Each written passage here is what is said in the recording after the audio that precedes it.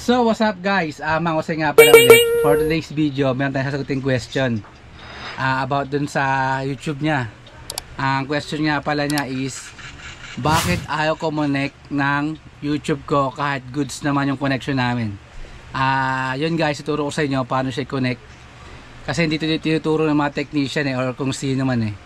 So lahat yung tuturo ko sa inyo para to sa inyo, para hindi nyo kailangan tumawag ng mga service sa bahay, kaya yung gawin to kahit na hindi kayo tumawag ng service. Alright, let's go. So yun guys, tuturo ko sa inyo paano siya gagawin.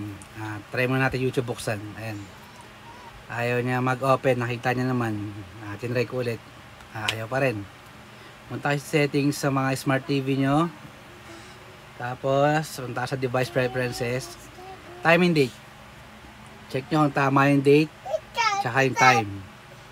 So mali yung oras namin, inakto natin yung oras, tinama natin. Ayan, 9:45 sa relo namin.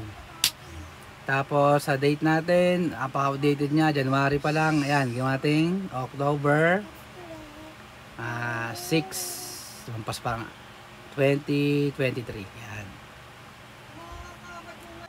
So yun guys, naitama natin yung time and date nya. Bali, try naman natin na i-open yung YouTube. Yun, nag-open siya agad, di ba? Kasi ayaw, kahit na goods yung connection natin. So ganun lang yung gagawin nyo guys pagka ayaw kumanik ng YouTube nyo sa internet.